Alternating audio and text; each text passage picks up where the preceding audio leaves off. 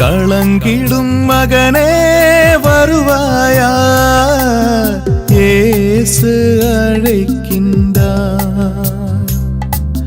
கண்ணீர் துடைப்பார், மார்போடு சேர்ப்பார், மாறாது அன்பு நம் இயேசு.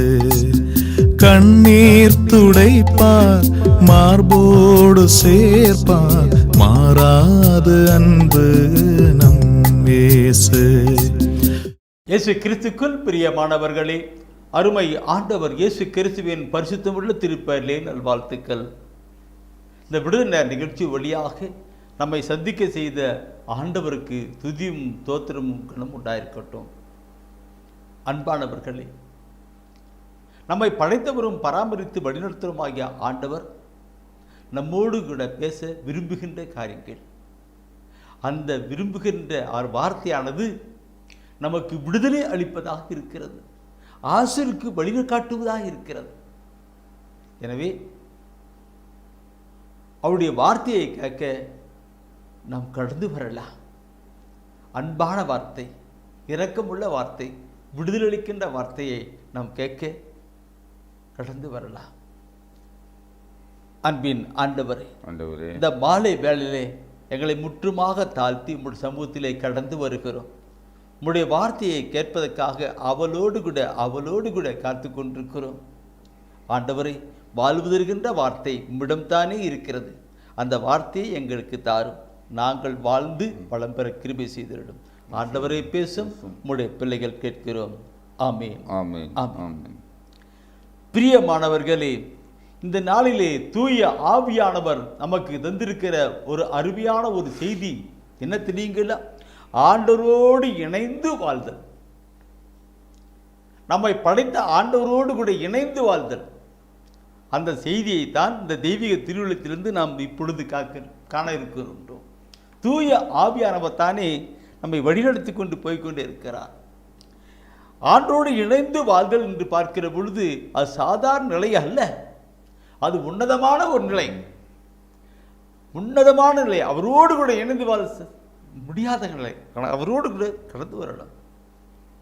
அதை குறித்து தூய ஆவியானவர் இந்த தெய்வீக திருவிழத்தில் எப்படியெல்லாம் சொல்லியிருக்கிறார், எங்கெல்லாம் எந்த நிலையை சொல்லியிருக்கிறார் என்பதை நாம் சிந்திக்க இருக்கிறோம். முதலாவது பார்க்கிற பொழுது என் அன்பானவர்களே, ரோமர் புத்தகத்திலே 6ஆம் அதிகாரம், ரோமர் புத்தகத்திலே 6ஆம் அதிகாரம், அதனுடைய தலைப்பை பாருங்கள் எப்படி சொல்லப்பட்டிருக்கிறது. ரோமர் புத்தகத்திலே 6ஆம் அதிகாரத்திலே அந்த தலைப்பை படித்து பாருங்கள், எவ்வளவு அருமையாக கருத்துக்கள் சொல்லியிருக்கிறது என்று. பாவத்தை விட்டு கிறிஸ்துவோடு இணைந்து வாழ்தல். பாருங்கள், பாவத்தை விட்டு கிறிஸ்துவோடு கூட இணைந்து வாழ்தல், இதுதான் மிக மிக முக்கியமான ஒரு கருத்தாக தோன்றுகின்றது. எனவே தான் அங்கே தலைப்பிலே கொடுத்து செயல்படுத்துகிறார். பாவத்தை விட்டு கிறிஸ்துவோடு கூட இணைந்து வாழ்தல். இன்று உலகத்தில் பார்க்கிற பொழுது எல்லா பாவ நிலை வாழ்ந்து கொண்டிருக்கிறது. அதை விட்டு கிறிஸ்துவோடு கூட நாம் இணைந்து வாழணும், ஆண்டோடு கூட இருந்தவனும். அப்பொழுதுதான் அவருடைய வல்லமையும் அவருடைய கிருபையும் அவருடைய மகிமையும் நாம் ருசித்து வாழ்ந்து மறுமையிலே கடந்து போக முடியும். அவரோடு கூட இணைந்து வாழவில்லை என்றால் ஆசீர்வாதம் இருக்காது, இந்த உலகத்திலே ஆசீர்வாதம் இருக்காது, மறுமையிலும் நாம் கடந்து போக முடியாது. எனவே தான் பாவத்தை விட்டு விலகி ஆண்டவரோடு இணைந்து கடந்து வரணும்.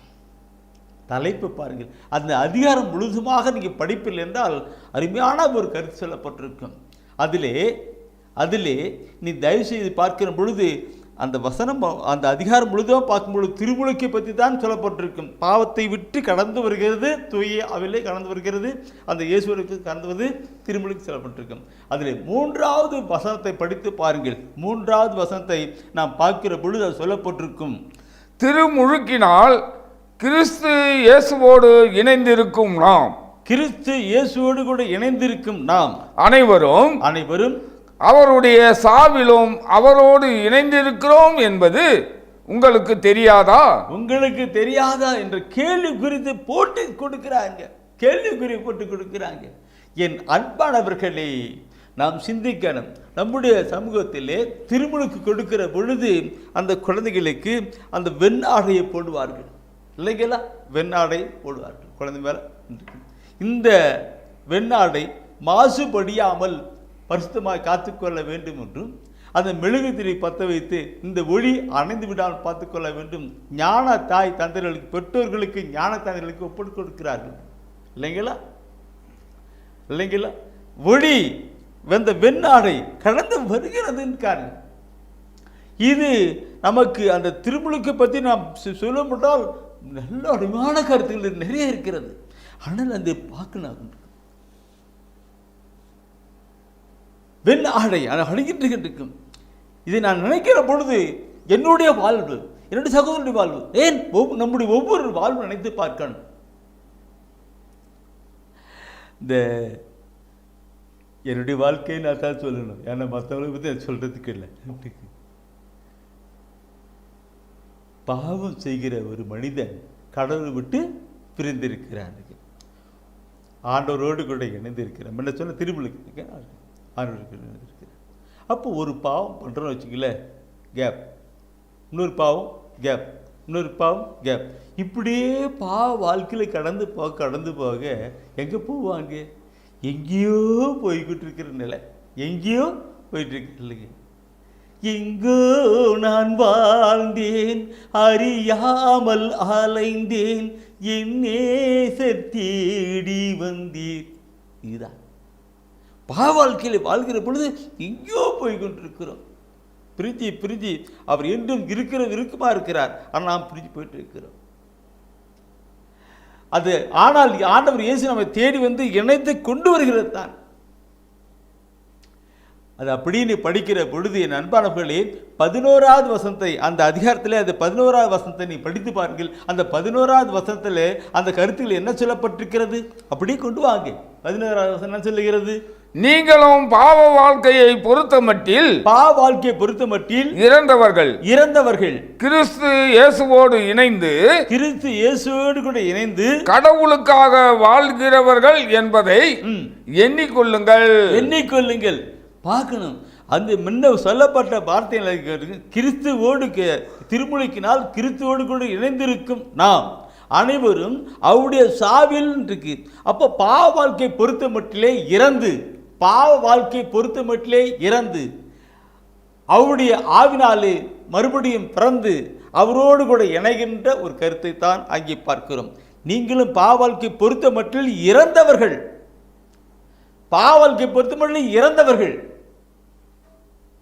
அப்படி என்ன இனி பாவம் செய்யாதபடி இருக்கின்ற நிலைத்தான் ஒரு பரிசுத்த நிலை. பாவ வாழ்க்கை பொறுத்த மட்டிலே இறந்தவர்கள், அவுட். இனி பாவம் செய்யாதபடி ஒரு பரிசுத்தமான நிலையிலே ஆண்டவரோடு கூட இணையத்தான் கொண்டிருக்கிறார். கிறிஸ்துவோடு கூட இணைந்து கடவுளுக்காக வாழ்கிறவர்கள் என்பதையும் எண்ணிக்கொள்ளுங்கள் சொல்லுகிறார். நான் பாவ வாழ்க்கை பொறுத்த மட்டிலே நான் இறந்தேன்.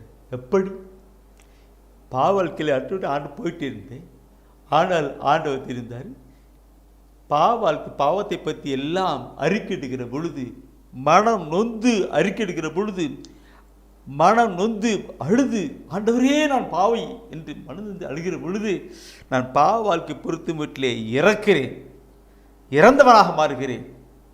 இறந்தவனாகி ஆண்டவர் கூட ஐக்கியமாகிறேன், ஜாயிண்ட் ஆகிறேன். பார்க்கணும், இது இந்த நிலையை நான் சொல்லுகிற பொழுது நிறைய சொல்லணும், அந்த கருத்தை நான் பார்க்கணும் இருக்கு. ஆனால் இந்த நாட்களில் என்ன, ஏதோ கடமைக்காக பாவரிக்கை பண்ணுறது மாத்திரம் இல்லை, பாவரிக்கை பண்ணுகிறது எப்படி தன்னை நொந்து அழுது புலம்பிங்க. என் அன்பானவர்களே, இது நான் சொல்லுகிற பொழுது லூக்கா நற்செய்தியிலே 15ஆம் அதிகாரத்திலே நீ பார்க்கணும். 15ஆம் அதிகாரத்திலே பார்க்கிற பொழுது அந்த 24வது வசனத்திலே அந்த 15ஆம் வசனத்திலே பார்க்கிற பொழுது ஊதாரி மகனை குறித்து சொல்லப்பட்டிருக்கும். அப்படி என்ன, யூதாரி மகன் தன் தந்தையை விட்டு பிரிந்து போகிறார். போயிட்டு எல்லாம் ஒன்றுக்கு அவங்க திரும்பி வருகிறார். அப்போ அந்த திரும்பி வருகிறது எப்படி திரும்பி வருகிறார்? எங்க அப்பாவோட இப்படிலாம் இருக்கிறது, நான் ஏன் இப்படி வேதனைப்படுகிறேன் என்று மனம் அறிவு தெளிந்தனாக அங்கே வருகிறார். அப்படி வருகிற ஒரு மனிதன் திரும்பி போவானா? இதுதான் உண்மையான ஒரு மனமாற்றம். இதுதான் ஒரு உண்மையான ஒரு திருமுழுக்கின் நிலையிலே கொண்டு வருகிறது பார்க்கலாம். லூக்கா நற்செய்தியிலே 15ஆம் அதிகாரத்திலே 24வது வசனம், இந்த இறந்தவர் சொன்னாலும் அங்கு சொல்லப்பட்ட வார்த்தையை பார்க்கணும். தந்தை எப்படி சொல்றாரு? லூக்கா 15:24 படிக்கிறபடி என்ன சொல்லப்பட்டிருக்கிறது? என் மகன் இவன் இறந்து போயிருந்தான், என் மகன் அவன் இறந்து போயிருந்தான், மீண்டும் உயிர் பெற்று வந்துள்ளான். காணாமல் போயிருந்தான், மீண்டும் கிடைத்துள்ளான் என்றார். அவர்கள் மகிழ்ந்து விருந்து கொண்டாட தொடங்கினார்கள். மார்க்கெட்டுக்கு அங்கே அப்படியே ஒன்று நிலை கொண்டான். என் அன்பானவர்களே, நம்முடைய வாழ்க்கையிலே வாழ்க்கையிலே பொறுத்த மட்டும் இறந்து அவரோடு கூட கடந்து வரணும். அப்பொழுது அந்த நிலை தான் உண்மையான ஒரு நிலை. அப்படிதான் அடிக்கடி சொல்றது. எங்கேயோ எப்படி வாழ்ந்துகிட்டு இருந்து வாழ்க்கை பொறுத்து விட்டு ஃபீல் பண்ணி மனம் வருந்தி அழுது அறிக்கையிட்டு ஆண்டவரே இப்படி வந்திருக்கும் போது அதுதான் அவரோடு கூட இணைகின்ற இணைப்பு. அப்படி இணைகின்ற இணைப்புகளை தான் நாம் பார்க்கிற பொழுது நண்பர்களே, நாம் வாழ்ந்து அவருக்குள் அவர் இறந்தார் உயிர்த்தார் அப்படி போனார். அவரோடு கூட இறப்போம் என்றால், அவரோடு கூட பாவலுக்கு இறப்போம் என்றால் அவரோடு கூட உயிர் பெற்று எழுகிறோம் என்றால் நாம் அவரோடு கூட வாழ்கிறவராக இருக்கின்றோம்.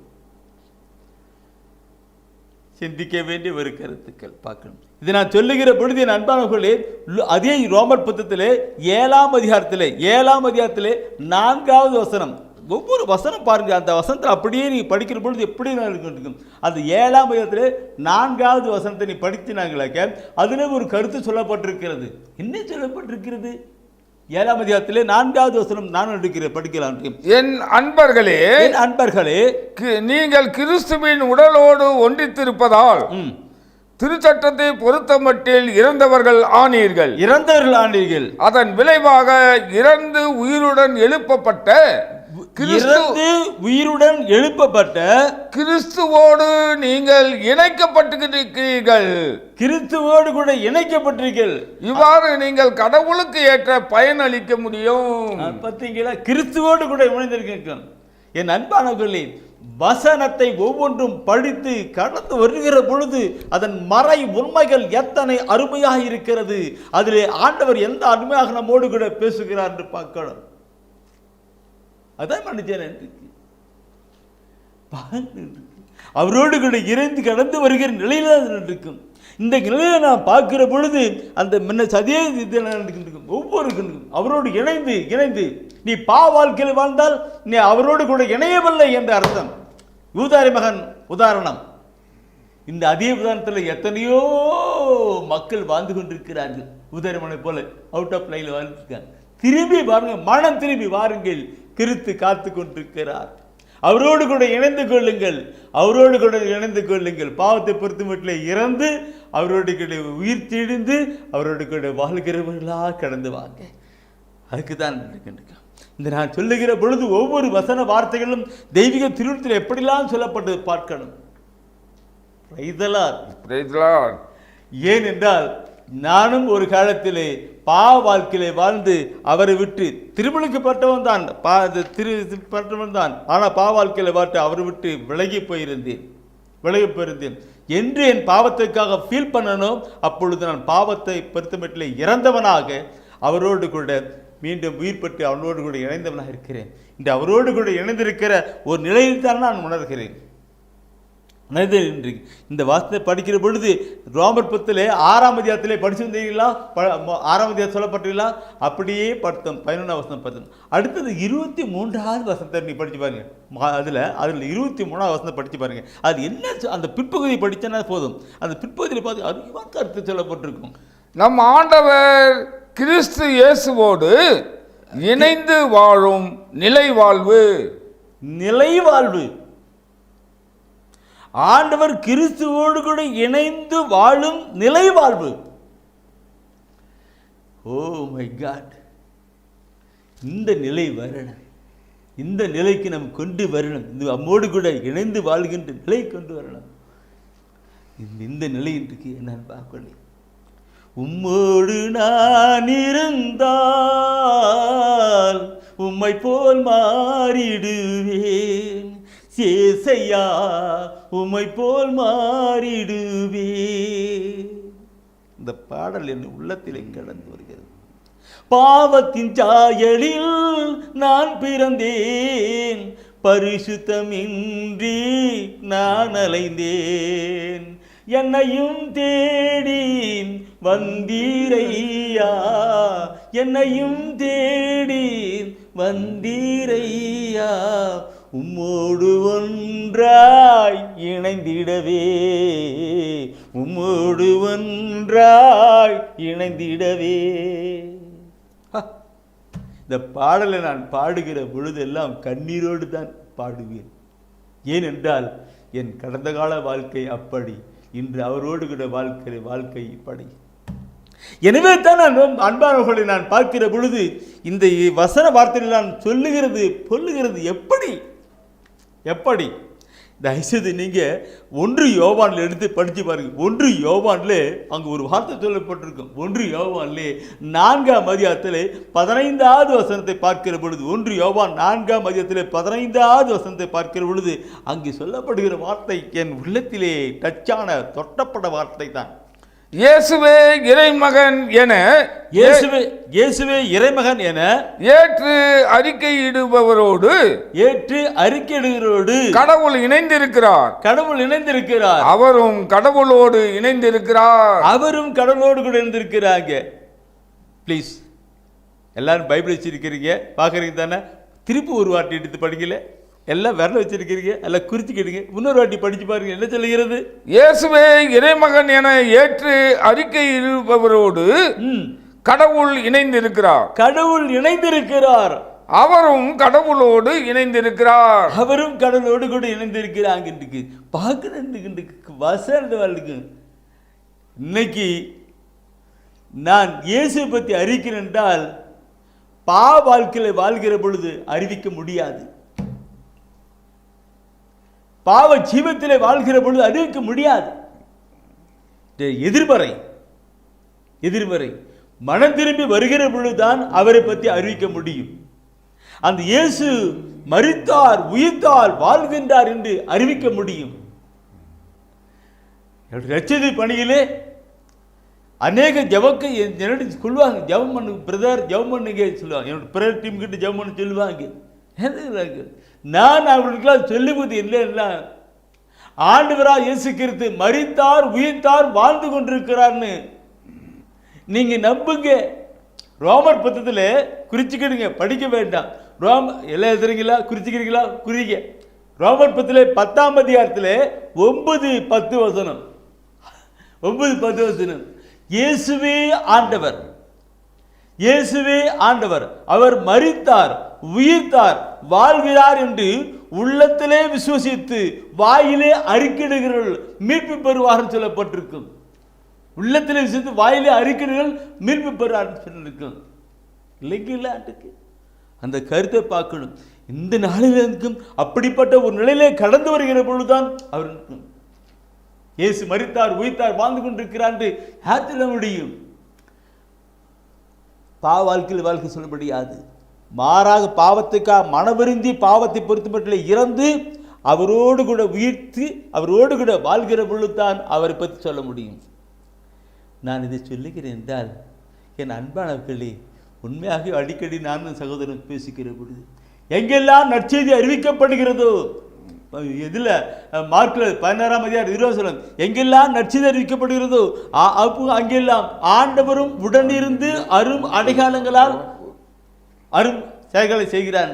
இல்லைங்களா? மார்க்கு 16:20 எங்கெல்லாம் நற்செய்தி அறிவிக்கப்படுகிறது. அப்போ இயேசு மரித்தார், உயிர்த்தார், வாழ்ந்து கொண்டிருக்கிறார் என்று நான் சொல்லுகிறதுனாலே ஆண்டவர் என்னோடு கூட இருந்து அரும் அடையாளம் செய்கிறார். எப்படி யாரெல்லாம் நற்செய்தி அறிவிப்பார்கள்? யார் நற்செய்தி அறிவிப்பார்கள்? ஆண்டவரோடு கூட இணைந்து வாழ்கிறவர்கள் தான் சொல்ல முடியும். அதை அனுபவிக்கிறது சொல்ல முடியும். அப்போ ஆண்டவரும் அவரோடு கூட இணைந்து அந்த வார்த்தைகளை உறுதிப்படுத்துகிறார் என்று பார்க்கிறோம். Praise the Lord. எனவே என் அன்பானவர்களே, ஆண்டவரோடு கூட நாம் இணைந்து வாழணும். பாவத்தை விட்டு வாழ்க்கை விட்டு கிறிஸ்துவோடு கூட இணைந்து வாழணும். அடுத்த ஒரு கருத்தை நான் உங்களோடு செய்து கொள்ள விரும்ப தூயா நடத்துகிறார். அதை நான் பார்க்கிற பொழுது கட்டளையை கடைபிடித்து, கட்டளையை ஆண்டுடைய வசன வார்த்தைகளை, அவருடைய வார்த்தைகளை கடைபிடித்து வாழ்கின்ற பொழுது அவரோடு கூட இணைந்து வாழ்கிற மக்களாக இருக்க முடியும். அவரோடு கூட இணைந்து வாழ்கிற மக்கள் இருக்க முடியும். அவரோடு கடவுளுடைய வார்த்தைகளை படித்து, அந்த வார்த்தையெல்லாம் படித்து, அவர் சொல்றதெல்லாம் கேட்டு, அவர் சொல்வதெல்லாம் கேட்டு, அவர் சொல்றதெல்லாம் கேட்டு அதன்படி நடந்து கடந்து வருகிற பொழுது அவரோடு கூட இணைந்து நான் வாழ்கிற ஒரு மகனாக மகளாக இருக்க முடியும்.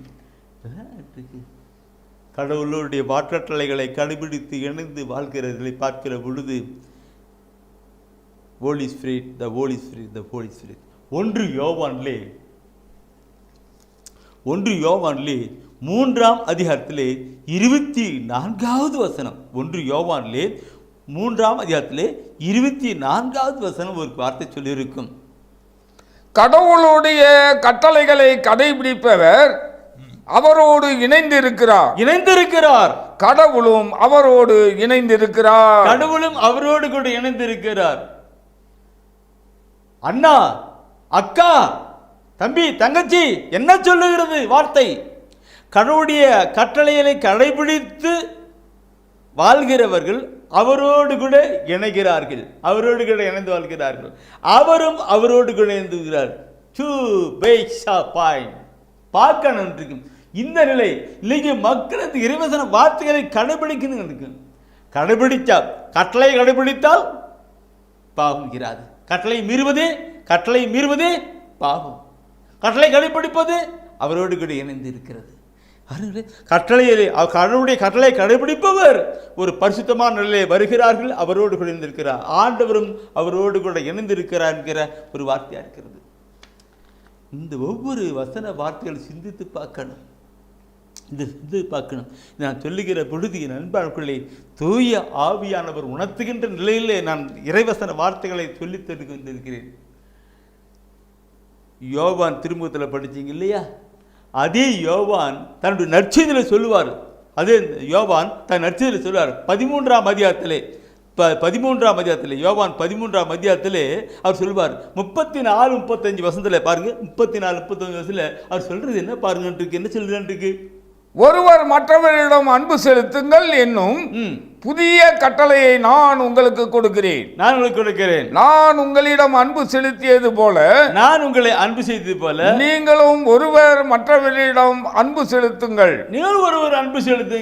நீங்கள் ஒருவர் மற்றவருக்கு செலுத்தும் அன்பிலிருந்து, அந்த அன்பிலிருந்து நீங்கள் என் சீடர்கள் என்பதை எல்லாரும் அறிந்து கொள்வர் என்றார்.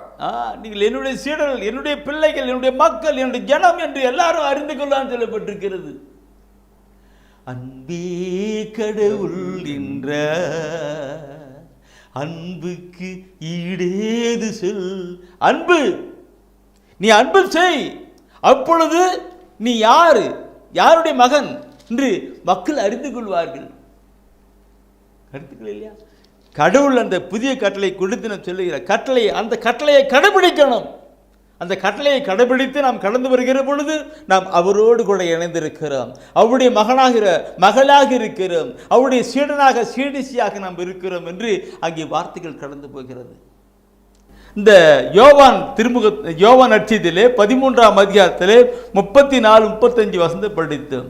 நான் உங்களுக்கு ஒரு புதிய கட்டளை கொடுக்கிறேன். அது என்னது? அன்பு செய்யுங்கள்.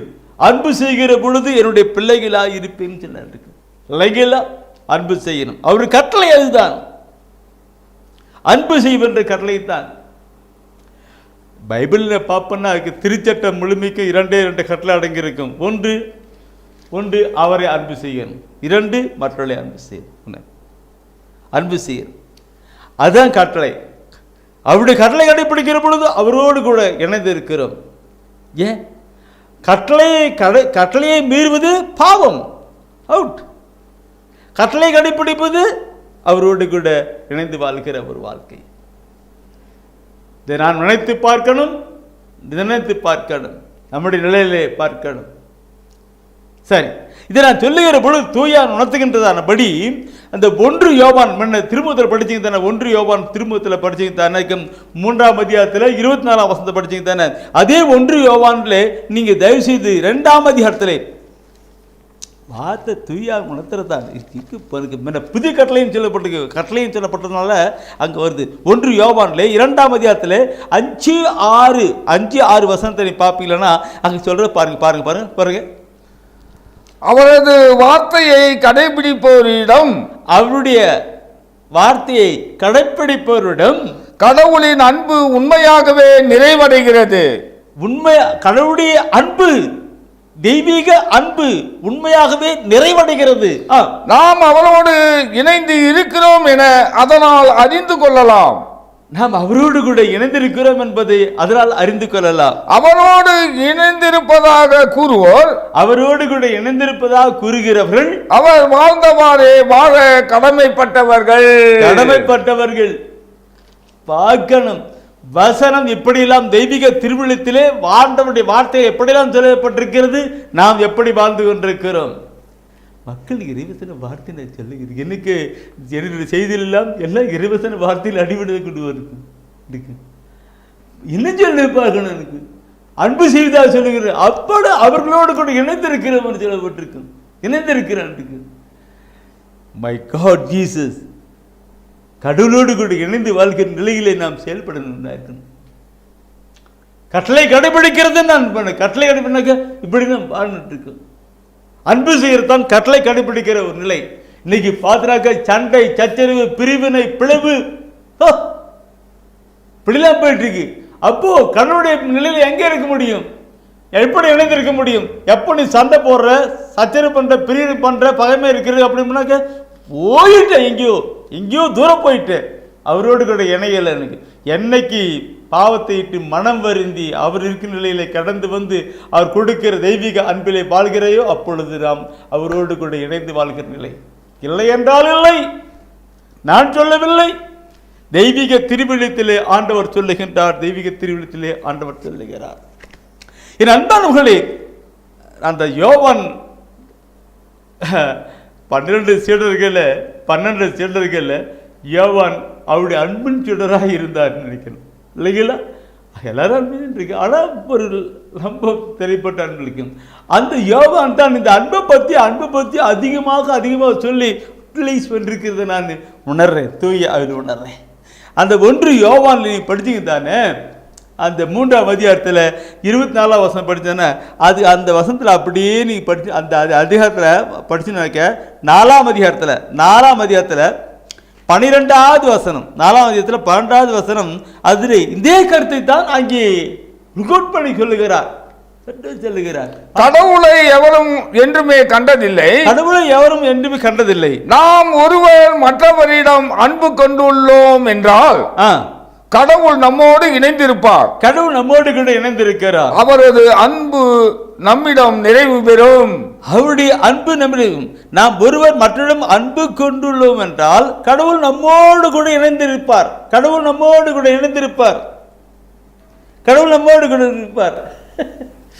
ஓ மை காட் ஜீசஸ், நான் மற்றொரு அன்பு பண்ணுகிறவர்கள் சீடனாக இருக்கிறேன், இல்லைங்களா? மகனாக இருக்கு. இங்கே பார்க்கணும், அவர் நம்மோடு கூட இருக்கிறார். இது இந்த நிலையெல்லாம் விட்டு உலகப்புறமான நிலைகளை ஐயோ எப்படியோ எப்படி அனுபவிக்க முடியும்? நான் சொல்லணும் இருக்கு, நிறைய சொல்லணும் இருக்கு. நான் நம்முடைய வாழ்க்கையில பார்க்கணும். அதாவது நாம் ஒருவர் மற்றிடம் கடவுள் யாரும் எப்படி கண்டதில்லைன்னு சொல்றாரு இல்லையா? யார் கண்டதில்லை. அப்போ அந்த அன்பின் கடவுளை நம்ம அவுட் பண்ணும்போது நாம் ஒருவர் மற்றிடம் அன்பு கொண்டுள்ளோம் என்றால் கடவுள் நம்மோடு கூட இருக்கிறார், இணைந்திருக்கிறார். அவரது அன்பு நம்மிடம் நிறைவு பெறுகிறது, வெளியாகிறது, கண்டவுட்டாகிறது. மை காட் ஜீசஸ், ஹல்லேலூயா. இந்த வசனத்தின் காரியங்களை பார்க்கிற பொழுது என் அன்பானவர்களே, அந்த கட்டளை கடைபிடிக்கின்ற சொல்லுகிற பொழுது நான் நிறைய சொல்லணும் போல் நினைக்கிறேன். ஆனால் கூட அதில் 4:12 அடுத்து அப்படியே 4:16 படிங்க, 16 படிங்க, அதில் 16 படிங்க. அதில் விட்டுருக்கும் கடவுள் நம்மிடம் கொண்டுள்ள அன்பை அறிந்துள்ளோம், ஆ, அதை நம்புகிறோம். அதை நம்புகிறோம். கடவுள் அன்பாய் இருக்கிறார். கடவுள் அன்பா இருக்கிறார். அன்பில் நிலைத்திருக்கிறவர் பாருங்க, அன்பில் நிலைத்திருக்கிறவர் ஆ, கடவுளோடு இணைந்திருக்கிறார். இணைந்திருக்கிறார். கடவுளும் அவரோடு இணைந்திருக்கிறார். மை ஜீசஸ், என்ன வார்த்தை! நான் பரிசுத்தமான ஒரு வாழ்க்கையில கடந்து வந்து அவருடைய அன்பு கட்டளை கடைபிடிக்கிறதான அந்த அன்பிலே வருகிற பொழுது அவரோடு இணைந்திருக்கிறோம். அவரும் நம்மோடு கூட இணைந்திருக்கிறார். இப்படி எல்லாம் இறைவசன வார்த்தை சொல்லுகிற பொழுது என் கண்களாலே சமூகத்தை நான் பார்க்கிறேன், கண்களால் பார்க்கிறேன். இறைவசனம் இப்படி சொல்லியிருக்கிறது. ஆனால் மக்களுடைய வாழ்க்கையை பார்க்கிற பொழுது வேதனைப்பட்டு இங்கு அழுகையாய் வந்து கொண்டே இருக்கிறது. நான் என்ன, தயவுசெய்து நான் சொல்றேன் தப்பா நினைக்க வேண்டாம். உள்ளத்தின் பாரம். ஆண்டவராக இயேசு கிறிஸ்து எருசலேம் நகர் நோக்கி வந்தார். எருசலேம் நோக்கி அங்கே இருக்கிற மக்கள் மனம் மாறாதை பார்த்து அவர் அழுதார். லூக்கா நற்செய்தியிலே 19ஆம் அதிகாரத்திலே 42-43 அவர் அழுதார். அவருடைய ஆவியை பெற்றிருக்கிற நானும் அதே நிலையில் தான் அழுது கொண்டிருக்கிறேன். எங்க அப்படி இருக்கு? சண்டை சச்சரவு இருக்கு. ஒரு குடும்பத்திற்குள்ளே பார்க்கிற பொழுது இல்லை. எப்படி ஆண்டவர் அங்கே இருப்பார்? ஒரு குடும்பத்திலே அங்கே சண்டை சச்சரவும் பிரிவினா இருக்கும் பொழுது அங்கே ஆண்டவர் அங்கே இணைந்திருப்பார். பைபிள் என்ன வார்த்தை பார்த்தீங்கன்னு இன்றைக்கு அவர் அன்பில் நிலைத்திருக்கிறவர் கடவுளோடு கூட இணைந்திருக்கிறார். கடவுளும் அவரோடு கூட இணைந்திருக்கிறார். My God Jesus. என்னுடைய செய்தியில் கேட்டு நிறைய பேர் என்ன சொல்லுவாங்க, என்ன இந்த இப்படி பிரதர் இப்படி பேசுகிறார். என் அன்பானவைகள் நம்முடைய வாழ்க்கையில பார்க்கணும். சரி, இந்த கட்டளை கடைபிடிக்கன்னு சொல்லுகிற பொழுது ஆண்டவர் எப்படிலாம் சொல்லுகிறான்னு அந்த இணைந்து இருக்கிற பொழுது அவர் நம்மோடு கூட இருக்கிற பொழுது நம்முடைய வாழ்க்கை ஒரு ஆசீர்வாதமான வாழ்க்கை தான் இருக்கும். கட்டளை கடைபிடித்து இந்த பைபிளை படித்து அவர் சொல்லுகிறபடி நடக்கிற பொழுது ஆண்டவர் நம்மோடு கூட இருப்பார். நம்முடைய வாழ்க்கை பிளஸிங் பிளஸிங் பிளஸிங் வாழ்க்கையாக தான் இருக்கும். சொல்லுகிறது யோசா புத்தகத்தை நீங்கள் பார்ப்பீங்கன்னாக்கே, யோசா புத்தகத்தில் பார்ப்பீங்கன்னாக்கே நான் சொல்கிற காத்து முதல் அதிகாரத்தில் 8-9 வசனம். யோசா புத்தகத்தில் முதல் அதிகாரத்தில் 8-9 வசனத்தை நீ பார்க்கும்போது அதில் என்ன சொல்லப்படுகிறது? இந்த திருச்சட்ட நூலை உன் முன்னின்று அகற்றாதே. இந்த திருச்சட்ட நூலை முன்னின்று அகற்றாதே. இரவும் பகலும் இதனை தியானம் செய்து இதில் எழுதியுள்ள அனைத்தையும் கடைபிடிப்பதில் கவனமாயிரு. அப்போதுதான் நீ செல்லும் இடமெல்லாம் நலம் பெறுவாய். வெற்றி காண்பாய். நான் உனக்கு கட்டளையிடவில்லையா? வீறுகொள். துணிந்திரில். அஞ்சாதே. கவலைப்படாதே. ஏனெனில் உன் கடவுளும் ஆண்டவருமான நான் நீ செல்லும் இடமெல்லாம் உன்னோடு இருப்பேன். 8வது வசனத்தை பார்க்கிற பொழுது அது சொல்லப்பட்டிருக்கும். இந்த திருச்சட்ட நூல் முன்னின்று அகற்றாதே. இரவும் பகலும் வாசித்து சிந்தித்து தியானித்து அதில் இருக்கிறதெல்லாம் கடைபிடிப்பதிலே கருத்தாயிரு. அப்பொழுது நீ செல்லும் இடமெல்லாம் நலம் பெறுவாய், வெற்றி காண்பாய் சொல்லுது. நீ செல்லும் இடமெல்லாம் நலம் பெறுவாய், வெற்றி காண்பாய் சொல்லப்பட்டிருக்கிறது. திருச்சட்ட அதில் சொல்லப்பட்ட கட்டளை என்ன? அதை கடைபிடிச்சு வரும்போது தான் எனக்கு அப்போ நீ செல்லும் நலம் பெறுவாய், வெற்றி காண்பாய். என்ன வார்த்தை எப்படி சொல்லப்பட்டிருக்கிறது? அதுல அடுத்த வாசனம் சொல்றாரு. இன்னைக்கு படிச்சு சகோதரர் படிச்சார். இன்றைக்கும் அது என்ன சொல்லப்பட்டிருக்கு? இன்றைக்கு அஞ்சாதே, கலங்காது. நான் உன் கட்டளையிடவில்லையா? என்ன கட்டளை? படி, அதன்படி நட. படி, தியானி, அதன்படி நட. அப்பொழுது நீ அஞ்சாதே. அதான் கட்டளை. அஞ்சாதே, கலங்காதே, திகையாதே, திடமனதோடு கூட இரு. உன் கடவுளும் ஆண்டவருமாகிய நான் நீ செல்லும் இடமெல்லாம், நீ எங்க போறியோ அங்கெல்லாம் உன்னோடு கூட இருப்பேன். எப்படி பாருங்க, நீ செல்லுமிடெல்லாம் உன்னோடு கூட இருப்பேன்னு சொல்லியிருக்கிறார். அப்படியே கடவுள் நம்மோடு கூட இருக்கிற நிலையை கொண்டு பறந்து கொடுக்கும். ஒவ்வொரு வசன வார்த்தைகளை பார்க்கிற பொழுது ஆண்டவர் எப்படி சொல்லிக் கொடுக்கிறார் பார்க்க. ஆனால் பொல்லாத பிசாசானவன் இதன்படி வாழக்கூடாது, ஆண்டரோடு கூட இணையக்கூடாது என்றுதான் பாவ இச்சைகளை எல்லாம் கொண்டு வந்து ஆண்டனும் சேராதபடியும் இருக்கிறவர்களையும் பிரித்து கொண்டு போய் கொண்டிருக்கிறான். இந்த நாட்கள் பொல்லாத நாட்கள், இந்த காலம் பொல்லாத காலம் என்று புனித பவுல் சொல்வார். காலம் பொல்லாத இருக்கு. நாட்களை பார்க்கிறவர்கள் பாவத்தின் காரியங்களை கொண்டு கொண்டு பிசாசானம் இருக்கிறான்.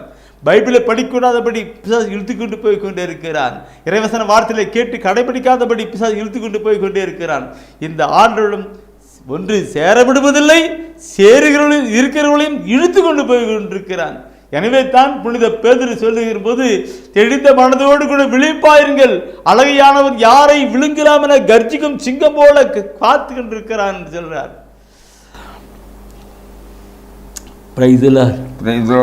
நான் இப்படியெல்லாம் செய்தி கொடுக்கிறதுனால நினைக்கல, நான் இப்படியெல்லாம் செய்தி கொடுப்பதனால்தான் ஆண்டவர் அங்கே மகிமடை கொண்டிருக்கிறார்.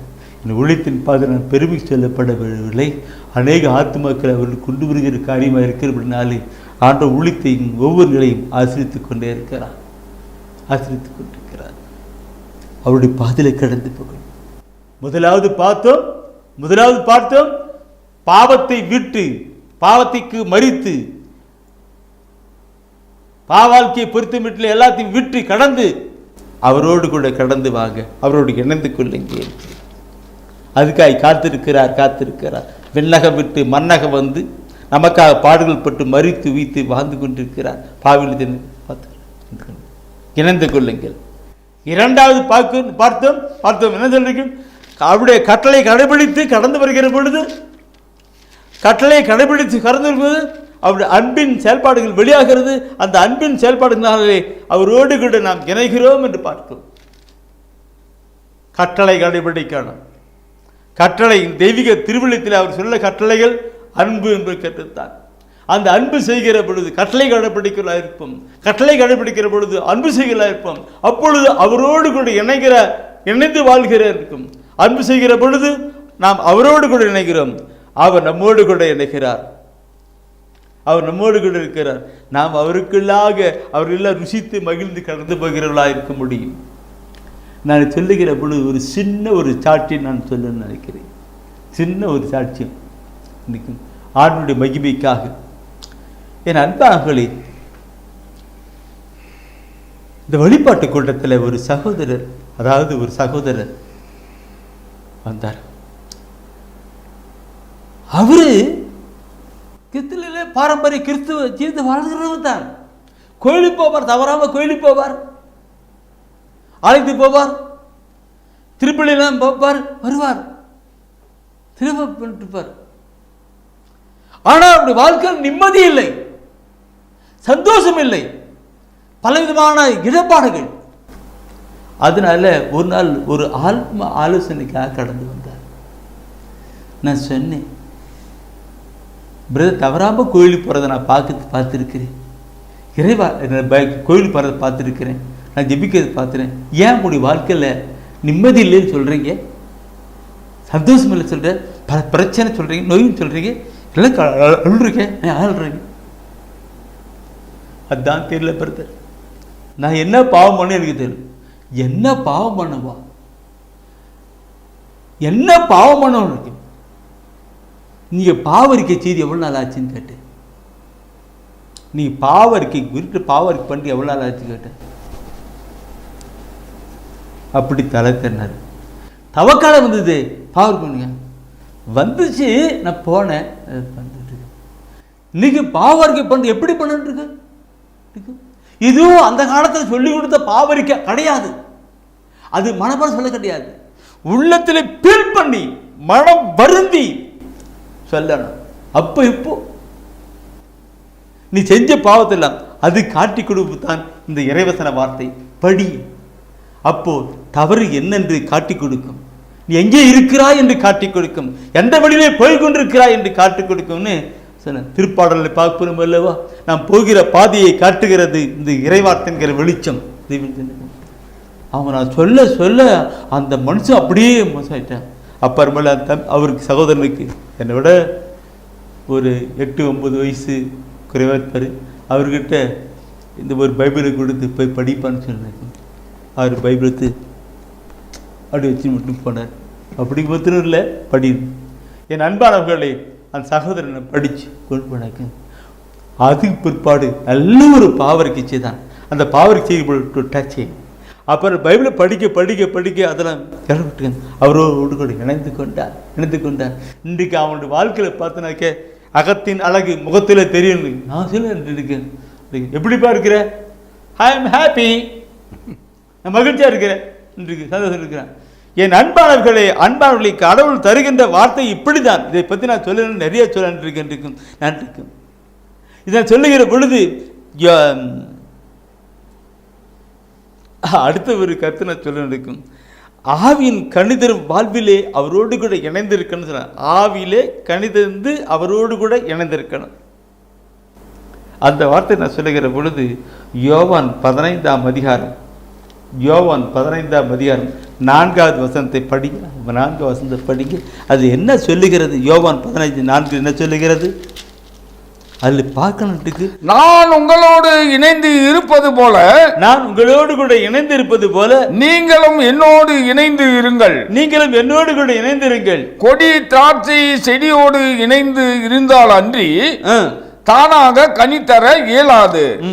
அதுபோல நீங்களும் என்னோடு இணைந்திருந்தால் அன்றி கனி தர இயலாது. என்று சொன்ன என் அன்பான சகோதரமே, அவரோடு இணைந்திருந்தால் தான் நம்முடைய வாழ்க்கை ஆசீர்வாதமான வாழ்க்கை. அவரோடு இணைந்தில்லைனாக்க எப்படி இருக்கு? ஆனால் இந்த காலகட்டத்திலே நான் சொன்ன பைபிள் எடுக்கல படிக்கல அவரோடு கூட கடந்து வரல என்ற ஒரு சாட்சி தான் சொல்ற. நிறைய மாதிரி இருக்கிறது. இந்த யோவான் 15:4 சொல்லப்பட்ட வார்த்தையில் அந்த வார்த்தை அப்படி இருக்கட்டும். அதுக்கு முன்னாடி நீ பார்ப்பீங்கன்னாக்க உள்ளத்தை தூயா நடத்திருத்தா திருத்துவர் பணியில் ஒரு வார்த்தை சொல்வார். திருத்துவர் பணியில் 7ஆம் அதிகாரத்தை இந்த வார்த்தை நான் என்னன்னாக்க மக்கள் படிக்கல, வார்த்தை கடந்து போகலன்னும் போது எப்படி இருக்குது, அந்த தூய ஆவிக்குள்ள எப்படி வருகிறதுன்னு பார்க்கணும். யோவா அது திருத்துவர் பணியில் 7ஆம் அதிகாரத்தில் 51வது வசனத்தை நீங்க படிச்சு பாருங்க. அதுல என்ன சொல்லப்பட்டிருக்கிறது? திமிர் பிடித்தவர்களே, பாருங்க, திமிர் பிடித்தவர்கள் ஆரம்பிக்கிறார். திமிர் பிடித்தவர்களே, இறைவார்த்தையை கேட்க மறுக்கும் செவியும், இறைவார்த்தையை கேட்க மறுக்க செவியும், ஏற்க மறுக்கும் உள்ளமும் கொண்டவர்களே, உங்களுடைய மூதாதையரை போல நீங்களும் தூய ஆவியாரை எப்போதும் எதிர்க்கிறீர்கள். தூய ஆவியானவர் எப்போதும் எதிர்க்கிறீர்கள். பாருங்க, ஒரு ஆவி எப்படி சொல்றாரு பாருங்க. அவரு திமிர் பிடித்தவர்கள் ஆரம்பிக்கிறாங்க. நான் சொல்லலைங்க, நான் சொல்ல. திமிர் பிடித்தவர்களே, இறை வார்த்தையை கேட்க மறுக்கும் செவியும் அதன்படி நடக்கிறதுக்கும் உள்ளம் கொண்டவர்களே, நீங்கள் தூய ஆவியான் எப்படி வெறுக்கிறீங்க? அப்ப தூய ஆவியான் இல்லைன்னா எப்படி வாழ்க்கை இருக்கும்? இந்த வாசன வார்த்தை படிக்கனாக்க நீங்க என்னைக்கு நீங்க இறைவசன வார்த்தையை படிச்சு பைபிளை படிச்சு அந்த வசனப்படி கடந்து வருகிறீர்களோ அப்பொழுதுதான் தூய ஆவியானவர் நமக்குள் வருவார், செயல்படுவார். பைபிள் நான் பார்க்கிறோம். அந்த திருத்தமணி 7:51 படிச்சீங்களா? கேட்க மறுக்க செவியும் ஏற்க மறுக்க உள்ளமும் கொண்டவர்களே திமிர் பிடித்தவர்களே சொல்லி கொண்டு வர்றாரு. பைபிளை படிக்கணும். அப்போ யோவான்ல 6ஆம் அதிகாரத்தில் 63 சொல்வார். ஆண்டவராக இயேசு கிறிஸ்து அழகா சொல்வார். யோவான் 6ஆம் அதிகாரத்திலே 63ஆம் வசனம் சொல்வார். என்ன சொல்றார்? இன்றைக்கு வாழ்வு தருவது தூய ஆவியே, வாழ்வது தூய ஆவியே, ஊனியல்பு ஒன்றுக்கும் உதவாது. நான் கூறிய வார்த்தைகள் வாழ்வு தரும் ஆவியை கொடுக்கின்றன. வாழ்வு தரும் ஆவியை கொடுக்கிறது. இந்த பைபிள் எழுதப்பட்டது தூய ஆவியினால் ஏவப்பட்டு எழுதப்பட்டது. இந்த பைபிள், இந்த தெய்வீக திருவிழியம் தூய ஆவியால் ஏவப்பட்டு எழுதப்பட்டது. இந்த வார்த்தைகளை நான் படிக்க படிக்க படிக்க படிக்க இறைவசன வார்த்தைகளை கேட்க கேட்க தூய ஆவியினால் எழுதப்பட்ட அந்த வார்த்தைகள் எனக்குள் வர வர அது வர வர ஆட்டோமேட்டிக் எனக்குள் தூய ஆவி கடந்து வரும். அதனால்தான் அங்க அவர் சொல்றார், கேட்க மறுக்க செவியும் ஏற்க மறுக்கும் உள்ளம் கொண்டவர்களே அடிச்சு பேசுறார். கெடுத்தா தூய் ஆவி வரும். அந்த தூய ஆவி வருகிற பொழுது நம்முடைய வாழ்க்கை எப்படி இருக்கும்? கனி கொடுக்கின்ற ஒரு வாழ்க்கையா இருக்கும். கனி கொடுக்கின்ற ஒரு வாழ்க்கையா இருக்கும். அவரோடு கூட இணைந்து வாழ்கிற ஒரு வாழ்க்கையா இருக்கும். அந்த திராட்சை செடியோடு கூட இணைந்திருக்கிற வாழ்க்கையா இருக்கும். அந்த திராட்சை செடியோடு கூட இணைந்து வாழ்க்கை நாம் கனி கொடுக்கின்ற ஒரு வாழ்க்கையா இருக்கும். இல்லைன்னா எங்கேயோ இல்லைங்களா? ஒவ்வொரு வசன வார்த்தையும் சிந்தித்து பாருங்கள். எப்படியெல்லாம் சொல்லப்பட்டிருக்கிறது, எப்படியெல்லாம் செயல்பட்டிருக்கிறது. அவரோடு கூட இணைந்து வாழ்ந்து அதான் யோவான்ல பார்க்கிற பொழுது அவர் சொல்றான் இருக்கும். பார்க்கிற பொழுது அவரோடு கூட இணைந்து இல்லை என்றால், அவரோடு கூட இணைந்து இல்லை என்றால் ஒன்றும் இல்லை என்று. நான் உங்களோடு கூட இணைந்து இருப்பது போல அவர் சொல்றார். எங்கிருந்து? அங்கிருந்து வந்தார். நான் உங்களோடு கூட இணைந்தது போல நீங்களும் நான் நீங்கள் ஆண்டு சொல்றார். நான் நீங்களும் நான் நீங்களும் இணைந்து இருக்கும். அவரோடு கூட இணைகிறதுக்கு அவர் கட்டளை கடைபிடித்து அன்பின் காரியங்களை கடந்து போகிற பொழுதுதான் எனக்கு என்ற காரியமாக இருக்கிறது. மோடு நான் அவரோடு கூட இணைகின்ற ஒரு காரியமாக இருக்கிறது. என் அன்பானவர்களே, நான் இதை சொல்லுகிற பொழுது அவரோடு கூட இணைந்து வாழ்ந்து சொல்கிற பொழுது வெறுமையான காரியம் இருக்கக்கூடாது. டுடே கடந்து பாருங்கள். முதலாவது நாம் பார்க்கிற பொழுது வாழ்க்கையை விட்டு நாம் மறந்து அவரோடு கூட கடந்து வரணும். இணையப்பட வேண்டும் முதலாவது. இரண்டாவது கருத்து என்ன? ஆண்டவராய் கடவுள் சொல்லுகின்ற வார்த்தையை கேட்டு கட்டளையை கடைபிடித்து கடந்து வரணும். அப்பொழுது அவரோடு கூட கிடைக்கிறோம். முதலாவது பாவத்தை விட்டு விழுந்து அவரோடு வரணும். அப்போ இணைஞ்சு ஜாயிண்ட். இரண்டாவது அவருடைய கட்டளையை கடைபிடிக்கணும். அவருடைய கட்டளை என்று பார்க்கிற பொழுது அன்பு செய்கிற காரியத்தான். அந்த கட்டளை கடைபிடிக்கும் போது அவரோடு கூட இணைந்து வாழ்கிறோம் என்று பார்த்தோம். அவரோடு கூட இணைந்து வாழ்கிற பொழுது நம்முடைய வாழ்வில் பார்க்கிற பொழுது ஆவியின் கணிதிருக்கின்ற ஆவியான உணர்த்துகின்ற நிலையிலே கணிதிருக்கின்ற மக்களாக இருக்கப்படுகிறது என்று நாம் சிந்திக்க இருக்கிறோம். சிந்தித்தோம். நான் நேற்று தினத்தில் சொன்னேன் இல்லைங்களா? திருத்திருப்பணி 7ஆம் அதிகாரத்தில் 51ஆம் வசனம் ஒட்டியமானமாக இருக்கின்றது. தூய ஆவியில் இந்த பெந்தகோஸ்து தின்னால் முடிந்தது. ஆனால் எத்தனை மக்கள் எப்படிப்பட்ட நிலையிலே இல்லை?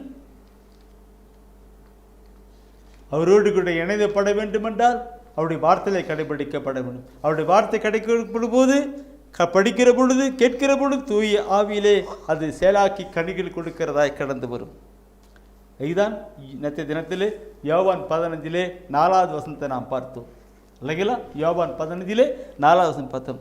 அந்த 15 4வது வசனம் பார்த்தீங்கன்னா இருக்கு. அடுத்து 5வது வசனம்.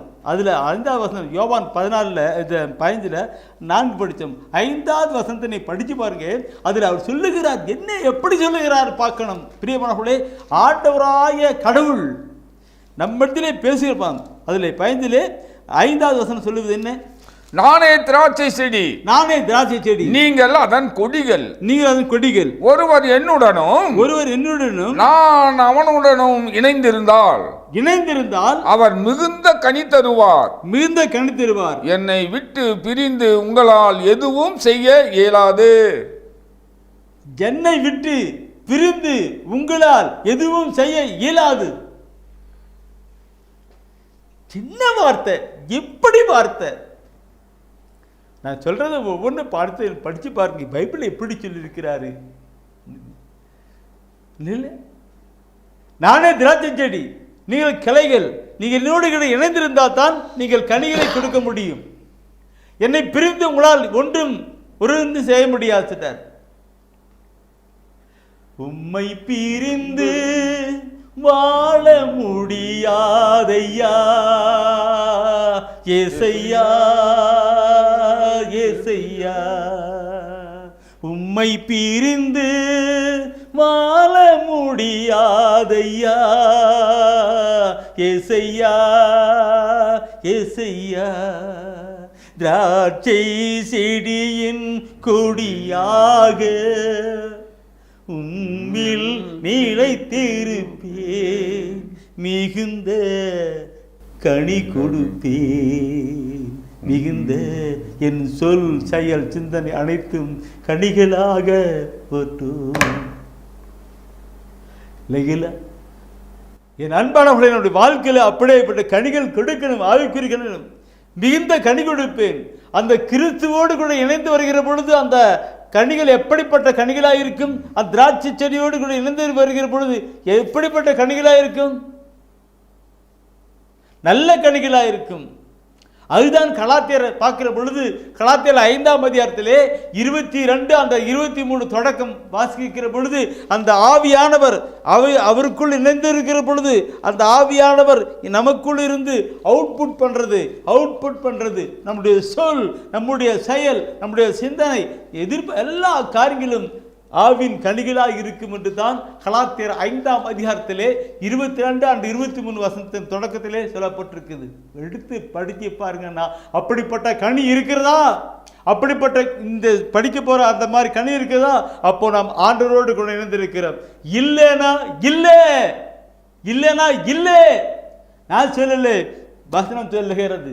15 படிச்சு பாருங்க. என்ன சொல்லுங்க கனிகள்?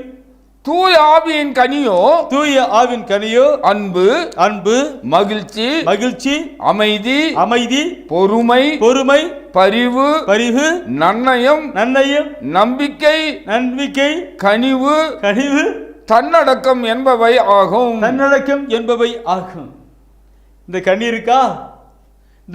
இருக்கா?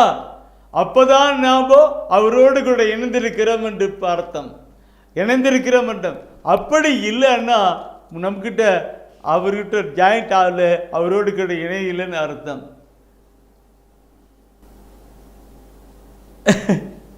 அதுக்கு இந்த கலாத்தியரில் 5ஆம் வகுத்தில் 19, 20, 20 படிக்க வேண்டாம், பிரித்து பாருங்க. அதில் 5ல் 19, 20, 21 வசனம். அது கிளத 22, 23 படித்தோம். அது இருக்கு. அதில் கெட்ட கனி யாரு? இவன் கொடுக்குற கனி, இந்த ஆள் கொடுக்குற கனி, பிசாசன் கொடுக்குற கனி. அவரோடு கூட ஆண்டவரோடு கூட இணைந்திருந்தால், திராட்சை இணைந்திருந்தால் இப்போ ஆவிக்குரிய கனிகள். இப்போ சொல்லப்பட்ட 5ல் 22, 23 வசனம். என்ன கனி கொடுக்குறோம்? நான் அந்த வசனத்தை படிக்கும் பொழுது அந்த 6வது வசனம் சொல்லுது, ஓ காட் ஜீசஸ் என்ன வசனம். அதில் நீ படிக்க வேண்டாம், அந்த நெருப்பில் பண்ணிருக்கும். அந்த கனி கொடுக்காத அந்த இவரோடு கூட இணைந்து கனி கொடுக்காதெல்லாம் வெட்டி நெருப்பிலே பாடப்படும். வெட்டி நெருப்பிலே பாடப்படும், தீச்சிலே பாடப்படும் சொல்லப்பட்டிருக்கு.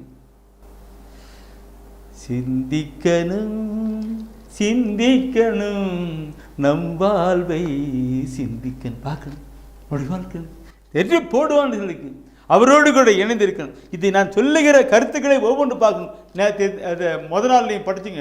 1 யோவானில் 3ஆம் அதிகாரத்தில் 24ஆம் வசனம் படிச்சிங்க தானே? 1 யோவானில் 3ஆம் அதிகாரம் எல்லாம் எழுதிருக்கிறீங்க. 1 யோவான் 3:24 படிச்சிங்க தானே? அந்த 3 யோவான் படிச்சு தானே? அதில் நீங்கள் தயவுசெய்து அதனுடைய பிற்பகுதியை படித்து பாருங்க. மீண்டும் ஒரு வாட்டி படித்து பாருங்க. என்ன சொல்லுது? கடவுள் நம்மோடு இணைந்து இருக்கிறார் என்பதை, கடவுள் நம்மோடு கூட இணைந்திருக்கிறார் என்பதை அவர் நமக்கு அருளிய தூய ஆவியால் அறிந்து கொள்கிறோம். கடவுள் நமக்கு அருளிய தூய ஆவியால் அருளுகும், நாம் அறிந்து கொள்ளுகிறோம். இங்கிருந்து வெளியே ஆகிறது என்ன அதிலிருந்து நாம் அறிந்து கொள்ள முடியும். உன்னுடைய உள்ளத்திலிருந்து கட்ட பேச்சு, சண்டை, வெறுப்பு, பகைமை வருதுன்னாக்க ஆவியானவர் இல்லை. நீங்கள் அப்படிலாம் செட் பண்ணிட்டு அன்பு பண்ணணும்.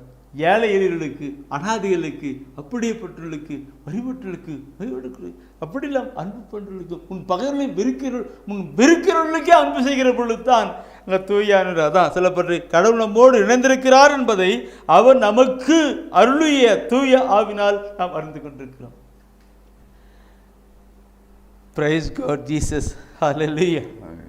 என் அன்பாளர்களை ஒவ்வொரு வசன வார்த்தைகளை படிக்கிற பொழுது எப்படிலாம் சொல்லி சரி நீங்கள் முன்ன படிச்சுக்கிட்டு அந்த அதே யோவானில் 1 யோவானில் 4ஆம் அதிகாரத்தில் 13வது வசனத்தை எடுத்து படித்து பார்க்கணும்னு நினைக்கிறேன். அதில் சொல்லுவார், என்ன சொல்லுவாருனாக்கா 1 யோவான் 4:13 சொல்வார், அவர் தமது ஆவியை நமக்கு அருளியதால், அவர் நமக்கு ஆவியை நமக்கு அருளியதால் நாம் அவரோடு இணைந்திருக்கிறோம் எனவும், நாம் அவரோடு கூட இணைந்திருக்கிறோம் எனவும், அவர் நம்மிடம் இணைந்திருக்கிறார் எனவும் அறிந்து கொள்கிறோம்.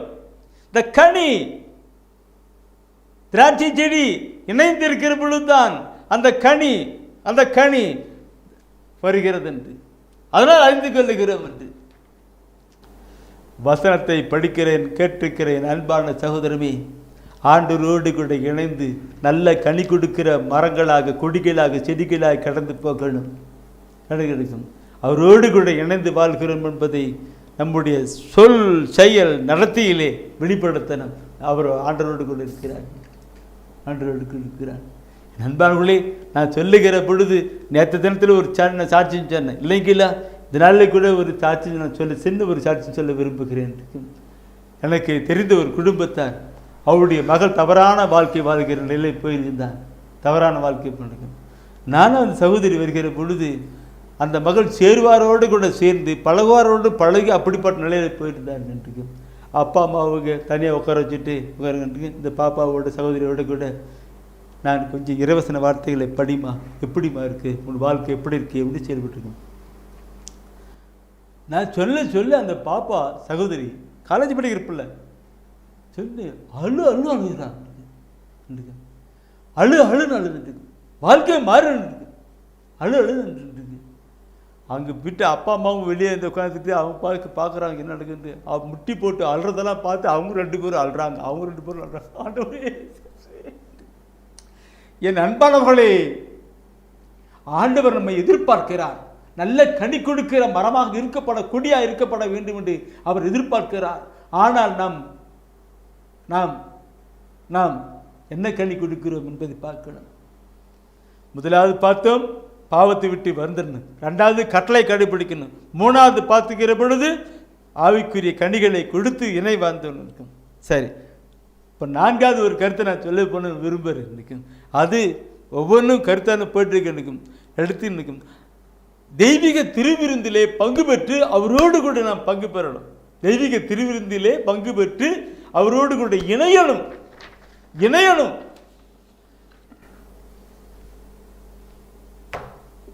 யோவான் நற்செய்தி 6ஆம் அதிகாரம் எடுங்க. யோவான் நற்செய்தியில் 6ஆம் அதிகாரம் எடுங்க.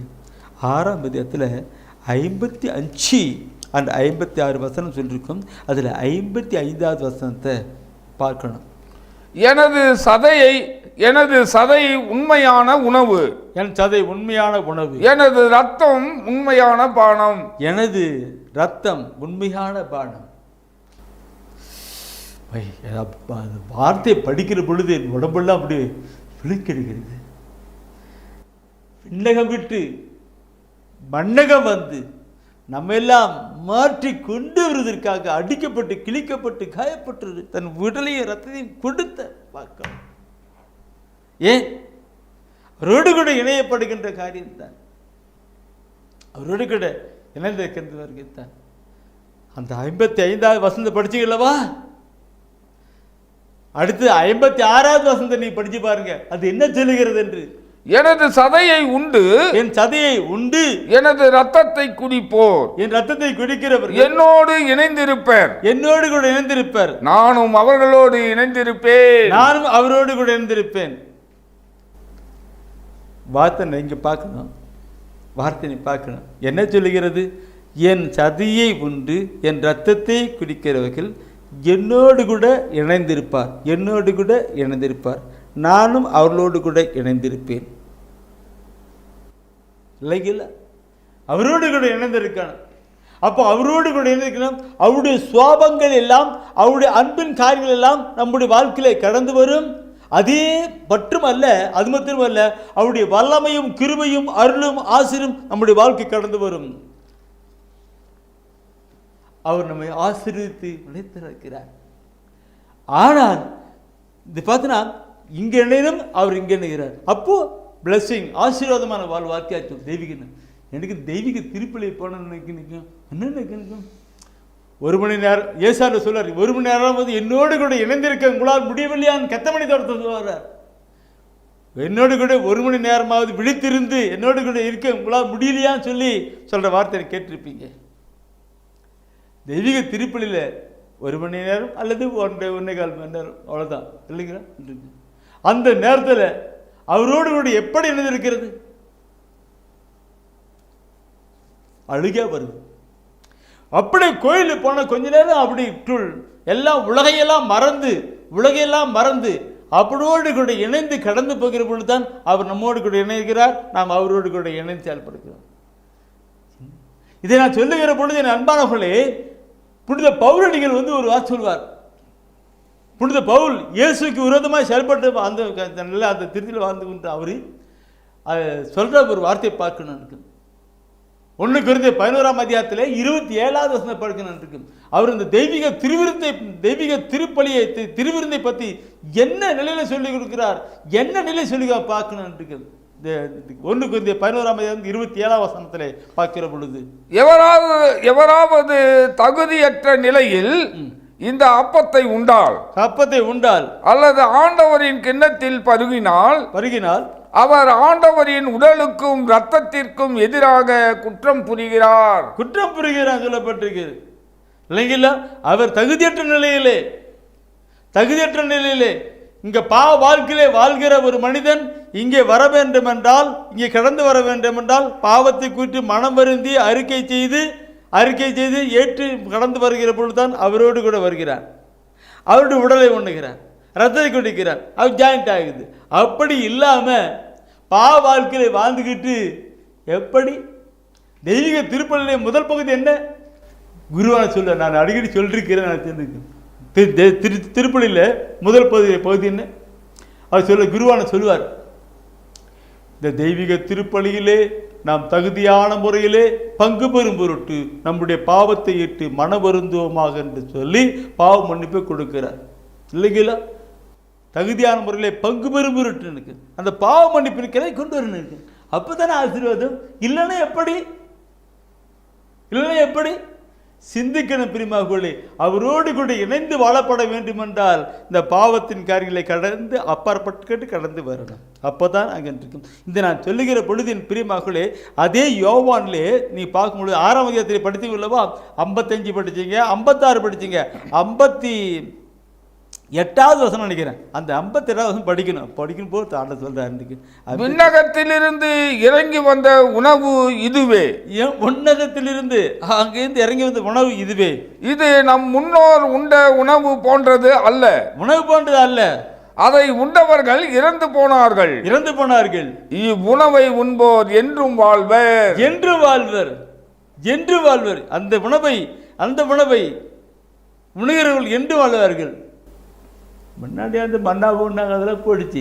அது இல்லை, இந்த விண்ணகத்திலிருந்து இறங்கி வந்த உணவு, இந்த உணவு என்றுமே வாழ்வர். அப்படின்னா என்ன அர்த்தம்?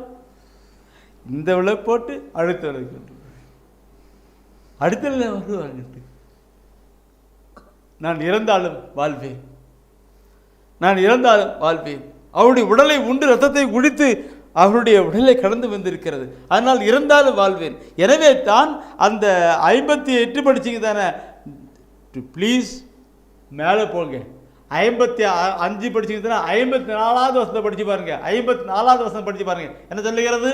எனது சதையை உண்டு என் ரத்தத்தை குடிப்பவர் நிலைவாழ்வை கொண்டிருக்கிறார்கள். நானும் அவரை இறுதி நாளில் உயிர்த்தெழ செய்வேன்.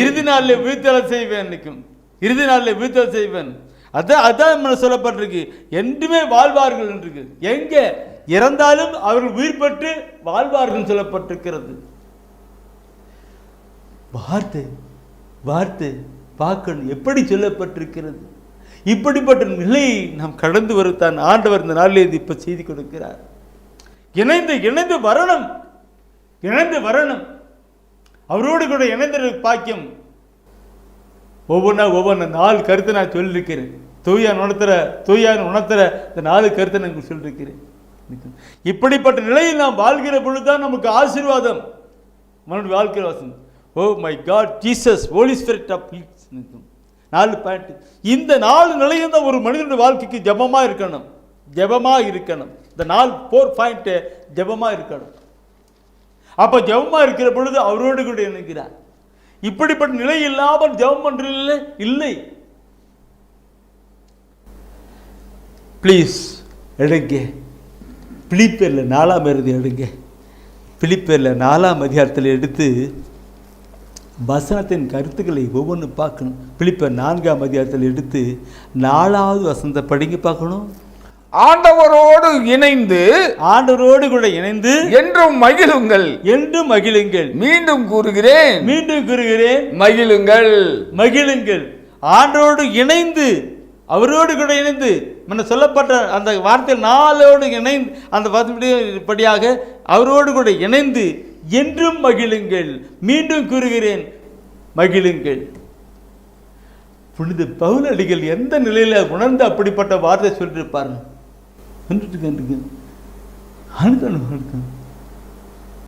என் நண்பர்களை ஒவ்வொரு கருத்தையும் பார்க்கிற பொழுது வசனம் இருக்கும்.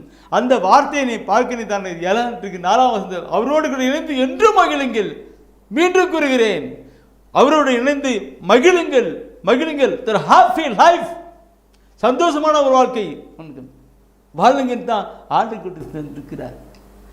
இன்னைக்கு நாம் நம்முடைய சமூகத்தில் எப்படி இருக்குது கேட்டுக்கொண்டிருக்கிறேன் அன்பான சகோதரர், எப்படி இருக்கிறது? கடந்து வரணும். அதற்காகத்தான் ஆண்டவர் இந்த நாளை நியமித்து இப்படிப்பட்ட செய்தியை தரும்படி தூய ஆவியிலே கடத்தி செயல்பட்டு கொண்டிருக்கிறார், வந்திருக்கிறார். இந்த கருத்தை நீ பார்ப்பீங்களானாக்க அன்பானவர்களே, அந்த 4ஆம் அதிகாரத்தில் 4ஆம் வசனம் படிச்சு தானே, அப்படி please please down down down down 7வது வசனத்தை படித்து பாருங்க, என்ன சொல்லுகிறது? அப்பொழுது அறிவெல்லாம் கடந்த இறை அமைதி கிறிஸ்து இயேசுவோடு இணைந்துள்ள உங்கள் உள்ளத்தையும் மனத்தையும் பாதுகாக்கும். உங்களுடைய உள்ளத்தையும் மனதையும் பார்க்கும், அவரோடு இணைந்திருக்கிற உங்களுடைய உள்ளத்தையும் பாதுகாக்கும். Oh my God Jesus. அப்படியே நம்ம ஒப்புக்கெடுக்கலாம். பிரியமானவர்களே, இந்த கருத்துக்களை பார்க்கிற பொழுது எப்படி இருக்கிறது? ஆண்டவர் நம் மீது அளவற்ற அன்பு வைத்திருக்கிற ஆண்டவர் தானே.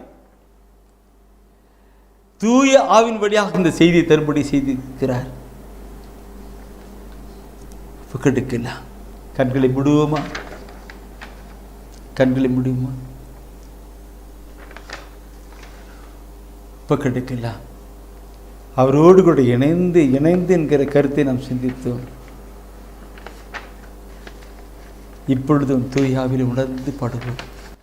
உம்மை பிரிந்து வாழ முடியாதையா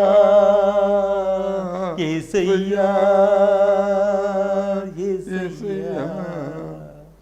உம்மை பிரிந்து வாழ முடியாதையா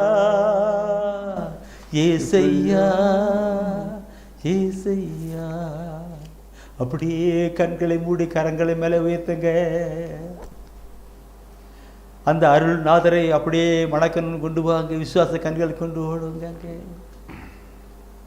அவரோடு அவர் கையை விரிச்சிருக்கிறாரு, நாமளும் கையை விரிக்கலாம். அவர் கையை விரிச்சு நமக்காக காத்து கொண்டிருக்கிறார். நாம் கையை விரிக்கலாம்.